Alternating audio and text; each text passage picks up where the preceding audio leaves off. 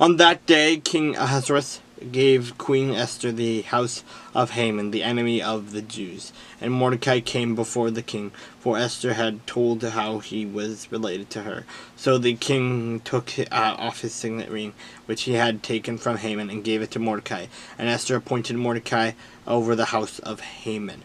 Now Esther spoke again to the king, fell down at his feet, and implored him with tears to counteract the evil of Haman the Agagite, and the scheme which he devised against the Jews. And the king held out the golden scepter toward Esther. So Esther arose and stood before the king, and said, "If it pleases the king, and if I have found favor in your sight, and the thing seems right to the king, and I am pleasing in his eyes, let it be written to revoke the letters devised by Haman, the son of Hammedatha, the Agagite, and which he wrote to annihilate the Jews who are in all the king's provinces. For how can I endure to see the evil that will come to my people? Or how can I endure to see the destruction of my countrymen?" Then King Ahasuerus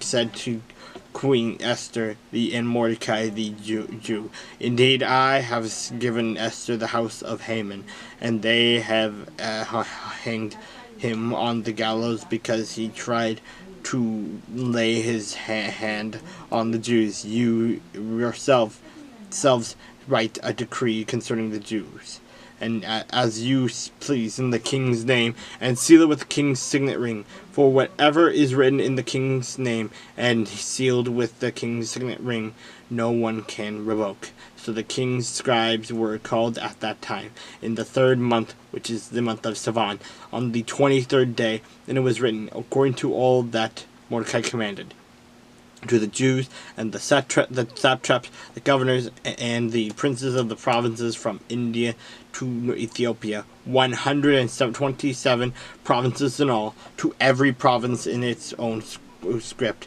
to every people in their own language, and to the Jews in their own script and language. And he wrote in the name of King Ahasuerus, sealed it with the king's signet ring, and sent letters by couriers on horseback, riding on the royal horses bred from swift steed.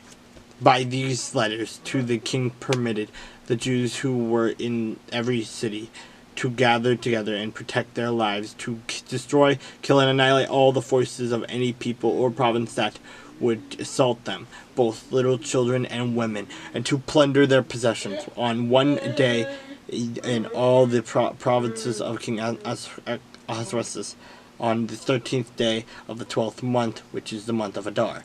A copy of the document was to be issued as a decree in every province and published for all people, so that the Jews would be ready on the day to avenge themselves on their enemies. The couriers who rode on royal horses went out hastened and pressed on by the king's command, and the decree was issued in Shushan, the citadel. So Mordecai went out from the presence of the king in royal apparel of the blue and white, and with a great crown of gold, and a garment of fine linen and purple. In the city of Shushan rejoiced and was glad. The Jews had light and gladness, and joy and honor. And in every province, in city, wherever the king's command and decree came, the king's command and decree came, the Jews had joy and gladness, a feast and a holiday. Then many of the people of the land became Jews, because fear of the Jews fell upon them.